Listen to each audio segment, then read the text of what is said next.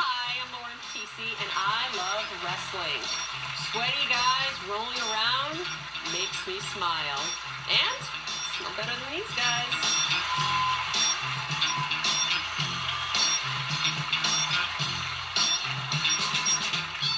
Welcome back to Late Night New England. We love our vibrant radio personalities, and tonight on the program, you've probably heard her in the Boston radio market over the years. She is just a bundle of joy. Please welcome to the late night program, Miss Loren Petisce. Loren Petisce, hi there. Bundle of joy. I like that. She is. You are all that and more. All right. You look just. Listening to you so many years, so many times sitting in traffic. Oh, yeah. And you defy the myth of the perfect face for radio. Oh, God. Look. Well, thank you. Look. So, you're on the radio. Indeed. And it's just something that you sound so, you're having fun.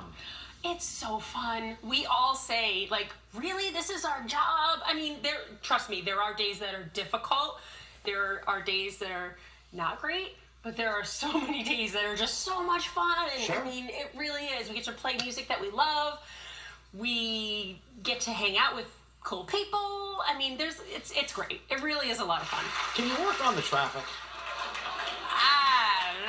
I don't know what I can do about that. You hear the traffic person. I have to deal with it too. Let's go to Bob. How's it out there going, Bob? It's not going very good. Yeah, back to you, Loren. Good. They put the traffic and the weather back to back.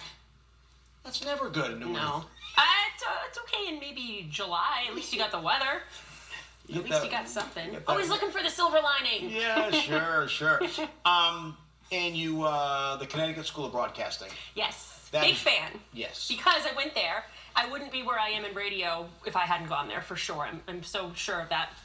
I had such a lovely experience when I went there that I actually went back a couple of years ago as a teacher, which is amazing. I have never taught formally in my life, so I didn't know how I would do at it, but they seem to like me, and it's really fun. They seem to like me. They keep sending me paychecks.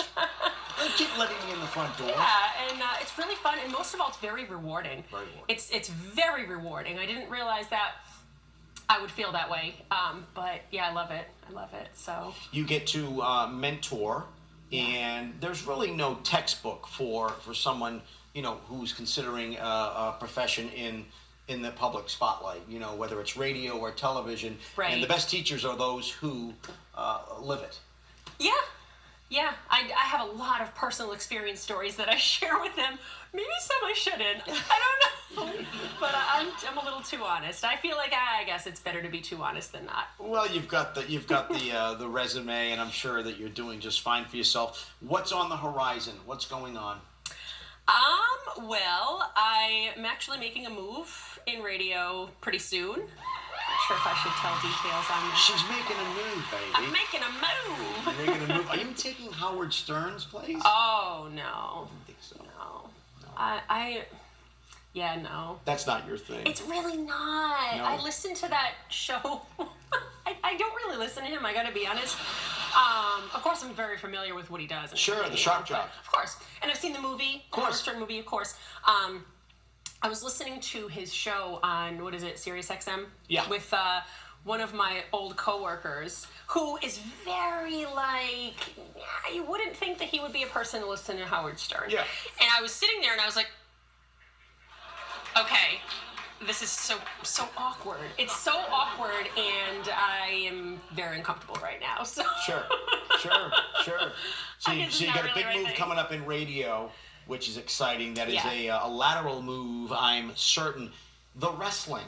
Oh, the wrestling. Everyone has their side hustle, as we like to call it. Yeah.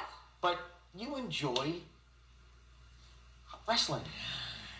Here's the thing. I've been a fan of wrestling since I was a child. My dad got me into it, and I just never stopped being a fan. Yeah.